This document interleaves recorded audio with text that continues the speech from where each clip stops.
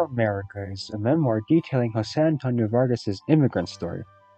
It is his coming-of-age story that accounts his struggles not only as a minority and as a member of the LGBTQ community, but also as an undocumented immigrant. The overwhelming sense he felt as he sought to define who he was and put forth what it means to be illegal and American.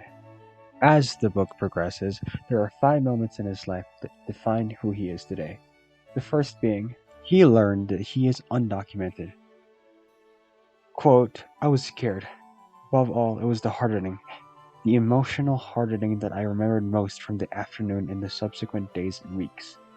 Something within me hardened, and it became a place no one else could go, but I would not allow anyone else to breach. I felt betrayed in ways I couldn't yet articulate to myself or fully face. End quote. With this predicament, this leads to a second important marker of his life. He lies and deceitfully finds ways to get his driver's license. This is a distinction because it marks the first time he had to lie and do something illegal to get by in life, with which he carries as he lands a career in journalism. A third major plot point is when he revealed to America of his illegal status. He publishes his life as an undocumented immigrant in the New York Times Magazine. He confesses that it was his second coming out. I learned that you come out to let people in. The reality is, the closet doesn't only hide you from strangers, the closet also hides you from the people you love. With this, he became a visible fugitive, a sensationalized celebrity as a person who was never supposed to be this successful, living and working undercover as an undocumented immigrant. Which brings us to our fourth major plot point. Jose Antonio Vargas accepts Pelosi's invitation to a joint congressional session as an act of defiance. He says, I decided to show up tonight because that's what immigrants, undocumented and documented, do. We show up. Despite the obvious risks and palpable fear, we show up to work, to school, to church, to our communities. We show up and we participate. We show up even though we're unwanted. He actively participates in his community, advocates for the rights of immigrants, leading to the fifth and arguably the most major and influential moment in his life. Jose Antonio Vargas is detained at the Texas border. I talked to my friends, I talked to the people at Divine American, and we were trying to figure out, how am I gonna get out of here? And they were trying to figure out how to sneak me out.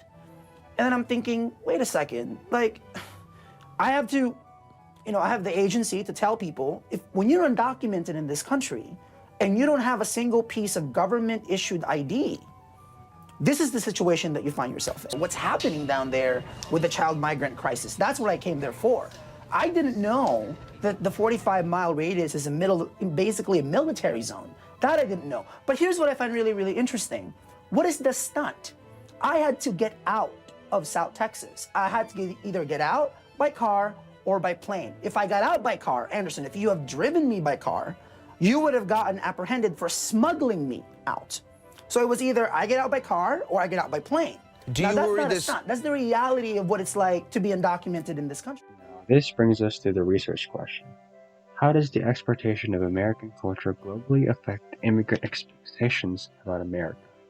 To answer this, there are 4 takeaways.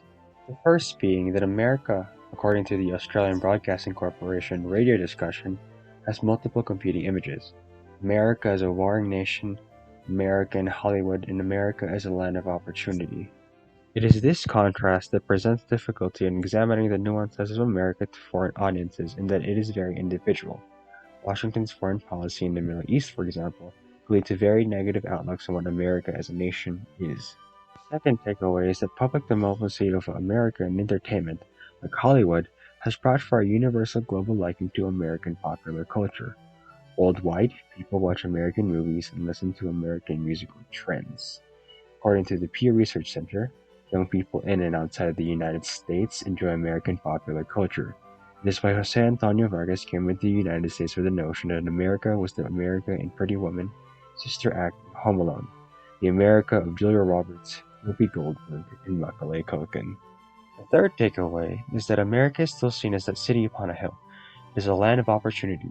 Farhad Popel, the immigrant affairs manager of the city of San Diego, asserts that this idea of the American dream is very much alive to Americans and to those who wish to come to America, and that it can be carried generationally, with each generation striving to make a better life for themselves and their families. fourth takeaway, again with Washington's foreign relations, political dominance over the globe could lead to results in Americanizing a culture.